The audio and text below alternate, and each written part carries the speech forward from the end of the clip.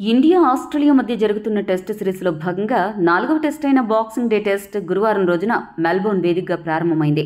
ఈ మ్యాచ్లో రెండు జట్లు నువ్వా నేనా అన్నట్లు పోటీ పడ్డాయి. ఆరంభంలో ఓపెనర్ సామ్ కాన్స్టాస్ అదిరిపోయి బ్యాటింగ్ చేయడంతో పాటు మిగతా ఆస్ట్రేలియా బ్యాటర్లు కూడా మంచి బ్యాటింగ్తో సత్తా చాటడంతో మొదటి 2 సెషన్లలో కమ్మిన్స్ సేన పైచేయి సాధించింది. కానీ మూడో సెషన్లో భారత్ జట్టు బౌలర్లు ఏకంగా 3 వికెట్లు పడగొట్టి మ్యాచ్పై పట్టు బిగించే ప్రయత్నం చేశారు. ఇక ఈ మ్యాచ్ జరుగుతున్న సమయంలో చిన్న వాగ్వాదం చోటు చేసుకుంది. ఈ మ్యాచ్లో అరంగేట్రం చేసిన సామ్ కాన్స్టాస్ భుజాన్ని తాకుతూ వెళ్లడంతో ఈ వివాదం చెలరేగింది. కోహ్లీ, కాన్స్టాస్ ఇద్దరూ కూడా వాగ్వాదానికి దిగారు. బాగా బ్యాటింగ్ చేస్తున్న కాన్స్టాస్ ఏకాగ్రతను దెబ్బతీయడానికి అతడిపై అక్కసుతో కోహ్లీ కావాలని అతడి భుజాన్ని తన భుజంతో తాకాడు అని కొంతమంది విశ్లేషకులు అభిప్రాయపడుతున్నారు. ఐసీసీ రూల్స్ ప్రకారం కోహ్లీ గనక కావాలని అలా చేసినట్లయితే ఒక మ్యాచ్ నిషేధానికి గురయ్యే అవకాశం ఉందని విశ్లేషకులు అభిప్రాయపడుతున్నారు. ఈ వివాదంలో కోహ్లీ కావాలని అలా చేశాడా లేక పొరపాటున జరిగిందా?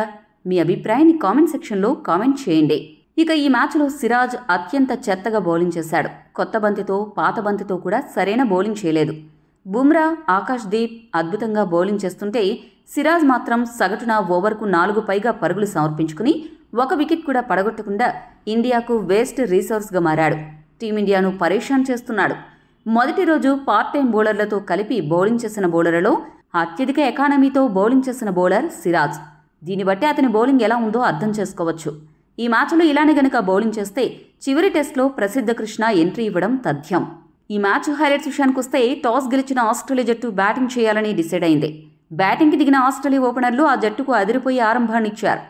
మొదటి 4 ఓవర్లు కొద్దిగా నెమ్మదిగా ఆడిన ఆస్ట్రేలియా ఓపెనర్లు ఆ తర్వాత విరుచుకుపడి పరుగుల వరద పారించారు.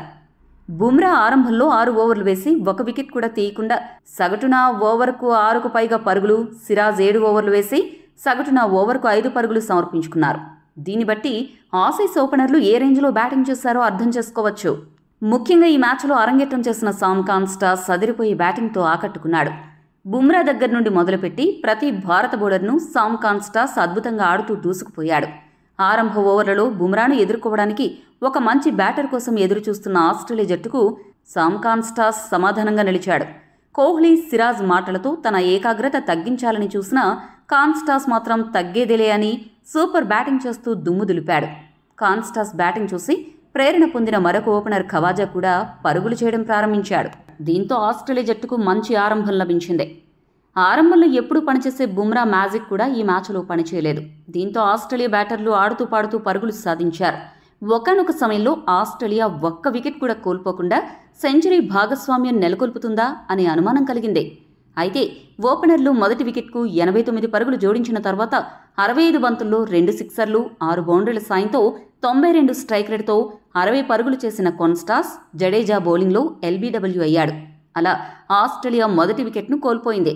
కాన్స్టాస్ అవుట్ అయ్యాక మరో ఓపెనర్ ఖవాజా స్పీడ్ కూడా తగ్గింది. కానీ అవుట్ మాత్రం అవ్వకుండా నెమ్మదిగా పరుగులు చేశాడు. అతడికి మార్నస్ లబుషేన్ కూడా చక్కటి బ్యాటింగ్తో మంచి సహకారాన్ని అందించాడు. ఈ ఇద్దరూ కలిసి రెండో వికెట్కు 65 పరుగుల భాగస్వామ్యాన్ని నెలకొల్పారు. 121 బంతుల్లో 57 పరుగులు చేసిన తర్వాత ఖవాజ్ బుమ్రా బౌలింగ్లో అవుట్ అయ్యాడు. ఖవాజా అవుటైనా తమ అనుభవాన్ని అంతా రంగరించి అద్భుతమైన బ్యాటింగ్తో స్కోరును ముందుకు కదిలించారు. చూస్తుండగానే 3వ సెషన్ కూడా మొదలైంది. ఆస్ట్రేలియా దూకుడు చూసి మరోసారి వికెట్లు కోల్పోకుండా ఆసీస్ భారీ స్కోరు ఖాయమేమో అనే అనుమానం కలిగింది. కానీ సుందర్ ఎంట్రీ ఇచ్చి స్మిత్, లబుషేన్ల కీలక భాగస్వామ్యాన్ని విడగొట్టి ఇండియాకు మంచి బ్రేక్ ఇచ్చాడు. 72 పరుగుల వద్ద లబుషేన్ని సుందర్ అవుట్ చేయడంతో స్మిత్, లబుషేన్ చేసిన 83 పరుగుల భాగస్వామ్యానికి తెరపడింది. ఆ తర్వాత ఎంట్రీ ఇచ్చిన Bumrah Australia danger batter Travis హెడ్ను డకౌట్ చేయగా మిచెల్ మార్ష్ను 4 పరుగుల వద్ద పెవిలియన్కు పంపాడు. దీంతో ఆస్ట్రేలియా జట్టు తక్కువ వ్యవధిలో 3 వికెట్లు కోల్పోయింది. ఒకవైపు వికెట్లు పడుతున్నా సీనియర్ బ్యాటర్ స్మిత్ మాత్రం అడ్డుగోడలా మరోవైపు నిలిచి టీమిండియా బౌలర్లను అడ్డుకున్నాడు. మిగతా బ్యాటర్లకు స్వేచ్ఛగా ఆడే అవకాశాన్ని కల్పించాడు. దీంతో స్మిత్, క్యారీ కలిసి 6వ వికెట్కు 53 పరుగుల భాగస్వామ్యాన్ని నెలకొల్పారు. 31 పరుగుల వద్ద అలెక్స్ క్యారీ, ఆకాష్ దీప్ బౌలింగ్లో చివర్లో అవుట్ అవ్వడం ఇండియాకు కొద్దిగా కలిసొచ్చింది. మొదటి రోజు ఆట ముగిసే సమయానికి ఆస్ట్రేలియా జట్టు 6 వికెట్లు నష్టపోయి 311 పరుగులు చేసింది. 68 పరుగులతో స్మిత్, 8 పరుగులతో కమ్మిన్స్ క్రీజులో ఉన్నారు.